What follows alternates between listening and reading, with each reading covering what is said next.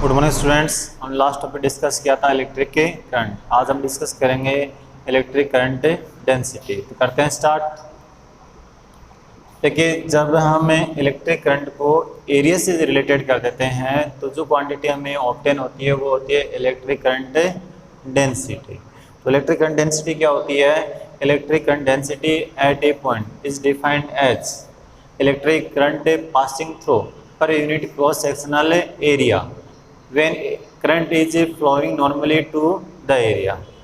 ठीक है, मतलब कोई एरिया है और उस एरिया के अगर करंट है वो क्या हो रही है, परपेंडिकुलर क्या हो रही है, फ्लो हो रही है। तो उस कंडीशन में जो current flowing per unit area होगा वो क्या होगा, इलेक्ट्रिक करंट डेंसिटी। ठीक है, अब देखिए इस क्रॉस सेक्शनल एरिया में करंट आई है वो यूनिफॉर्मली डिस्ट्रीब्यूटेड है और करंट है वो इस एरिया के परपेंडिकुलर फ्लो हो रही है। करंट की वैल्यू है वो आई है और एरिया की वैल्यू, क्रॉस सेक्शनल एरिया की वैल्यू है वो है ए है। उस कंडीशन में करंट डेंसिटी होगी वो होगी J equal to I upon A. Electric current upon cross sectional area equal to electric current density. Clear? और यदि ऐसी कंडीशन हो, if J vector and A vector are not in same direction, are not in same direction, then अपने पास आ जाएगी current I equal to J vector dot A vector. अगर J और A है वो सेम डायरेक्शन में नहीं है तो ये आ जाएगा J A कॉस थीटा और J इक्वल टू अपने पास आ जाएगा I upon A cos theta.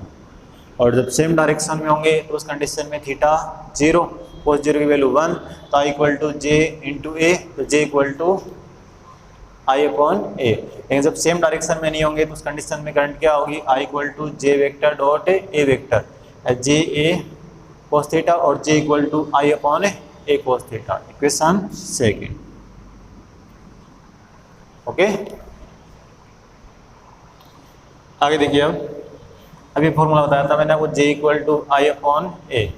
ठीक है, और ये मैंने आपको बताया था कि ये वेक्टर क्वांटिटी है और इस वेक्टर क्वांटिटी की डायरेक्शन होती है in the direction of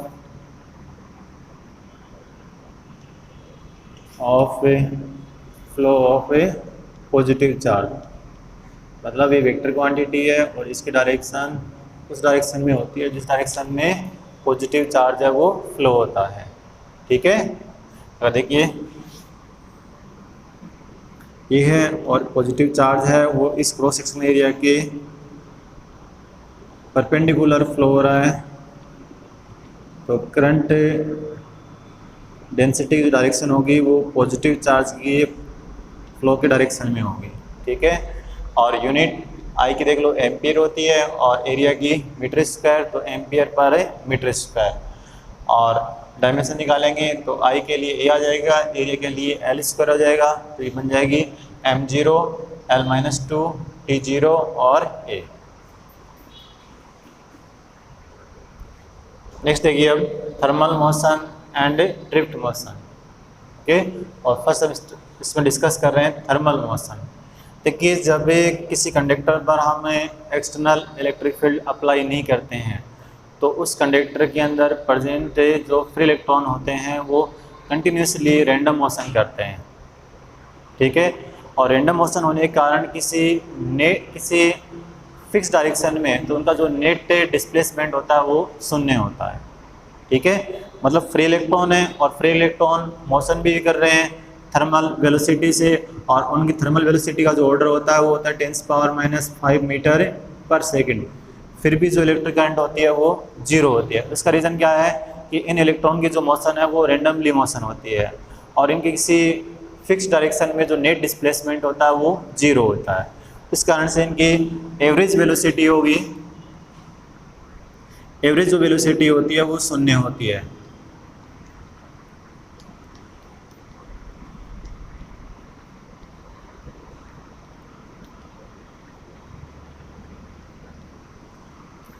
upon n करेंगे तो इसकी वैल्यू जो आ जाएगी वो 0। देखो समझिए, ये अपने पास कोई कंडक्टर है और इस पर हमने एक्सटर्नल इलेक्ट्रिक फील्ड अप्लाई नहीं किया है और इस कंडक्टर के अंदर फ्री इलेक्ट्रॉन प्रेजेंट है और ये फ्री इलेक्ट्रॉन है वो कंटिन्यूसली रैंडमली मोशन करते हैं और उनकी जो थर्मल वेलोसिटी होती है वो होती है 10⁵ मीटर पर सेकेंड। लेकिन इनकी मोशन रैंडमली होने के कारण क्या होता है, इनका किसी निश्चित मतलब फिक्स डायरेक्शन में जो नेट डिस्प्लेसमेंट होता है वो शून्य होता है और नेट डिस्प्लेसमेंट शून्य होने के कारण इनकी एवरेज जो थर्मल वेलोसिटी है वो भी शून्य होती है। कहने का मतलब है वो वन एंड से अनदर एंड पर रीच नहीं हो पाते, वहाँ तक वो नहीं पहुँच पाएंगे तो इलेक्ट्रिक करंट को फ्लो नहीं होगा।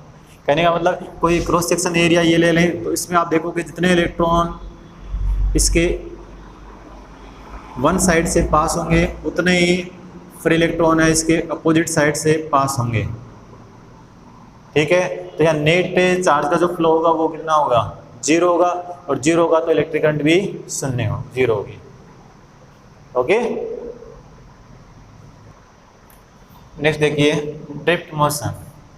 ये ड्रिफ्ट मोशन में मेन क्या होता है कि जैसे हम कोई कंडक्टर है और उस कंडक्टर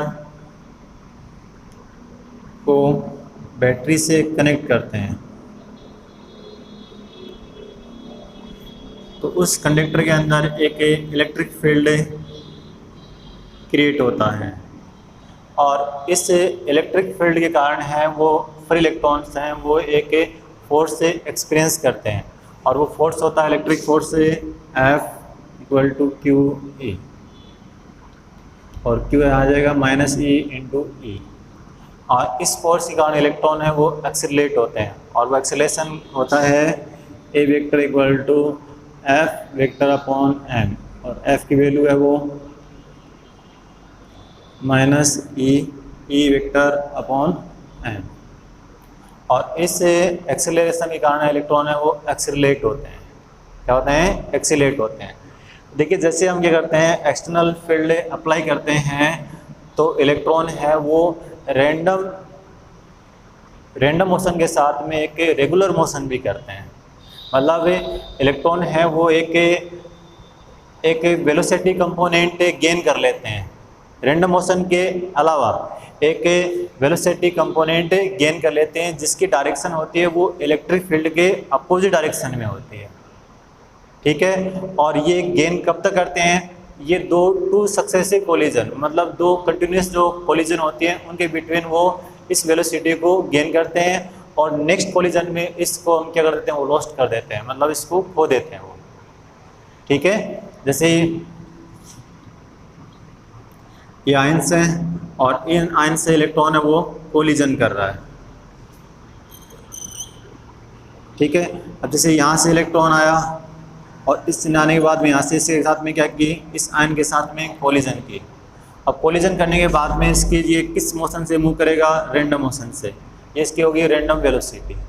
ठीक है, अब अगेन जब कोलिजन करेगा ना, उस कोलिजन से जस्ट पहले उसकी जो वेलोसिटी होगी वो क्या होगी, v, और ये वेलोसिटी किसी कारण गेन की उसने इलेक्ट्रिक फील्ड के कारण, एक्स्ट्रा जो वेलोसिटी गेन किया है वो इलेक्ट्रिक फील्ड के कारण, और इस वेलोसिटी को वो नेक्स्ट कोलिजन, इससे जैसे इसे कोलिजन करेगा तो इस वेलोसिटी को वो एक्स्ट्रा वेलोसिटी को क्या कर देगा, लॉस्ट कर देगा।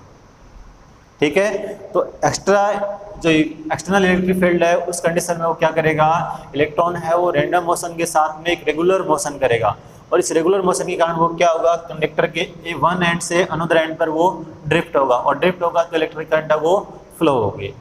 ठीक है, तो क्या होगा, in the presence of external electric field motion of free electron in definite direction is called drift motion. ठीक है, जब भी हम इस पर एक्सटर्नल इलेक्ट्रिक फील्ड अप्लाई करेंगे तो उस कंडीशन में इलेक्ट्रॉन है वो इलेक्ट्रिक फील्ड के अपोजिट डायरेक्शन में मोशन करता है और उस मोशन को हम क्या कहते हैं, उसकी ड्रिफ्ट मोशन। अब नेक्स्ट देखिए ड्रिफ्ट वेलोसिटी।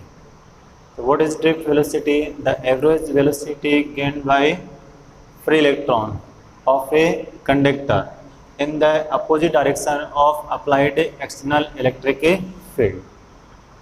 ठीक है, मतलब जब किसी कंडक्टर पर हम एक्सटर्नल इलेक्ट्रिक फील्ड अप्लाई करते हैं तो उस कंडक्टर में प्रेजेंट जो फ्री इलेक्ट्रॉन है वो जिस वेलोसिटी से इलेक्ट्रिक फील्ड के अपोजिट डायरेक्शन में मोशन करते हैं उस वेलोसिटी को हम कहते हैं ड्रिफ्ट वेलोसिटी। ठीक है, जैसे हमें किसी कंडक्टर पर हमें वोल्टेज बैटरी कनेक्ट करते हैं या वोल्टेज अप्लाई करते हैं तो उस कंडीशन में उस कंडक्टर के इनसाइड इलेक्ट्रिक फील्ड प्रोड्यूस होता है और इस इलेक्ट्रिक फील्ड के कारण इलेक्ट्रॉन्स पर एक इलेक्ट्रिक फोर्स एक्ट होता है और जिसकी वैल्यू होती है F equal to q into e vector, और इलेक्ट्रॉन पे चार्ज होता है वो माइनस होता है तो minus e into e vector. Okay, और if mass of electron is m then acceleration हो जाएगा इसका a vector equal to f vector upon m, और f की वैल्यू आपको पता ही है माइनस ई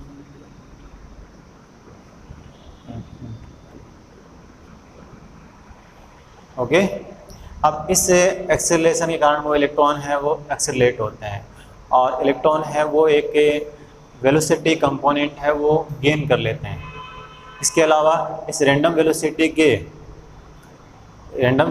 के अलावा ये क्या कर लेते हैं, एक वेलोसिटी कंपोनेंट गेन कर लेते हैं, मतलब ये एक्सेलरेट होते हैं। और ये जो एक्सेलरेशन होता है वो two successive collision, two continuous जो कोलिजन होते हैं उनके बिटवीन ये कांस्टेंट रहता है। ठीक है, देखो समझिएगा, ये अपने पास आयंस हैं और कोई इलेक्ट्रॉन है, उस इलेक्ट्रॉन ने यहाँ से आकर इसके साथ में कोलिजन की और कोलिजन करने के बाद में वो इस नेक्स्ट आयन से कोलिजन की और उसके बाद में इस नेक्स्ट आयन से कोलिजन करेगा। ठीक है, मान लीजिए सपोज कीजिए यहाँ आफ्टर कोलिजन यहाँ इसकी स्पीड है वो कितनी है, इसकी वेलोसिटी है वो कितनी है u वेक्टर, वेलोसिटी है वो कितनी है u वेक्टर, और नेक्स्ट कोलिजन से जस्ट पहले ठीक पहले उसकी जो वेलोसिटी है वो कितनी है v वेक्टर, और इसमें टाइम कितना इलेप्स हुआ है t। तो उसकी पहले वेलोसिटी कितनी थी u वेक्टर, और नेक्स्ट फिर उसके नेक्स्ट कोलिजन से ठीक पहले उसकी वेलोसिटी कितनी है v वेक्टर। तो इसने जो एक्स्ट्रा वेलोसिटी जो इसने गेन की है वो किस कारण गेन की है, इलेक्ट्रिक फील्ड के कारण, और जो भी एक्स्ट्रा वेलोसिटी गेन करता है उसको वो नेक्स्ट कोलिजन में उसको लॉस कर देता है। यहाँ उसकी वेलोसिटी कितनी थी और फिर वो इसने वेलोसिटी कितनी गेन कर ली v वेक्टर, और उसके बाद में यहाँ से क्या करेगा कोलिजन करेगा, जो भी इसने एक्स्ट्रा कंपोनेंट है वो वेलोसिटी का जो गेन किया था उसको क्या कर देगा लॉस्ट कर देगा, और फिर वो अगेन रैंडम मोशन रैंडम जो स्पीड और वेलोसिटी है उससे मोशन करना स्टार्ट हो जाएगा। फिर अगेन वो क्या होगा एक्सेलरेट होगा और फिर वेलोसिटी गेन करेगा एक्स्ट्रा, उसको फिर वापस क्या कर देगा ये लॉस कर देगा। ठीक है, तो फॉर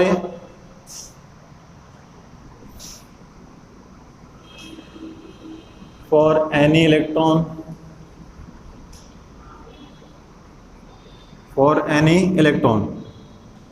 हम लिख देंगे इसमें first equation of motion v vector equal to u vector plus a vector into t।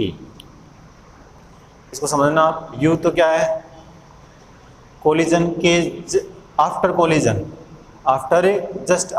मतलब जैसे उसने कोलिजन की उसके जस्ट बाद में जो उसकी वेलोसिटी वो कितनी है u वेक्टर, और नेक्स्ट कोलिजन से ठीक पहले उसकी जो वेलोसिटी वो कितनी है v वेक्टर, और इसमें टाइम कितना इलेप्स हुआ है। तो from equation of first equation of motion v vector equal to u vector plus a vector into t। Clear. अब हर इलेक्ट्रॉन की जो स्पीड होगी वो क्या होगी डिफरेंट होगी, तो हम इसका क्या ले लेंगे एवरेज ले लें। क्या ले लेंगे एवरेज। तो taking average of both sides of equation, ये सेकेंड हो गई थी और ये इक्वेशन थर्ड।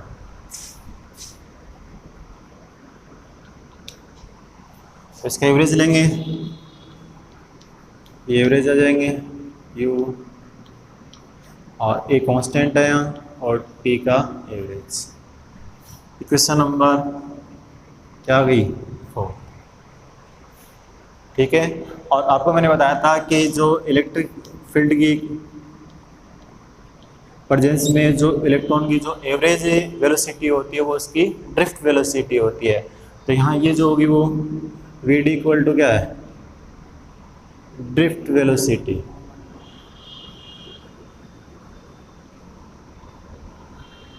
Drift velocity. और फिर मैंने आपको बताया था average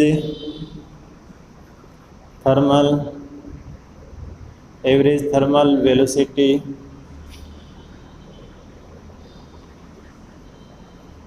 of free electron is 0। Thermal velocity का जो एवरेज होता है वो कितना होता है, 0। तो इसको हम क्या पुट कर देंगे यहाँ, 0। क्लियर। और फिर एवरेज टी को हम लिख देंगे यहाँ टो क्या है, average time that elapses between two successive collision of free electrons is called relaxation time।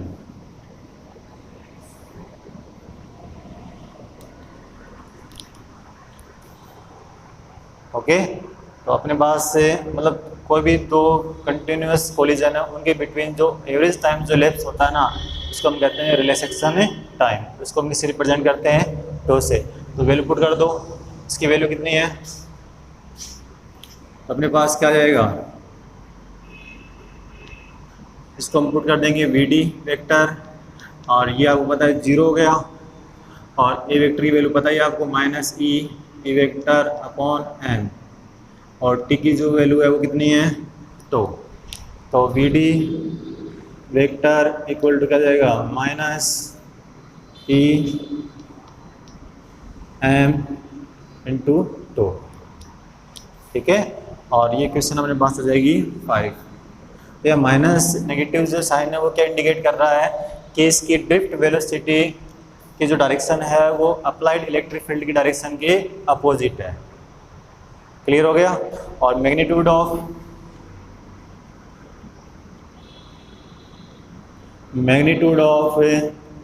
We D vector, अगर इसका मैग्नीट्यूड निकालेंगे तो वी डी इक्वल टू आ जाएगा ई एम इंटू टो। ये क्वेश्चन नंबर 6।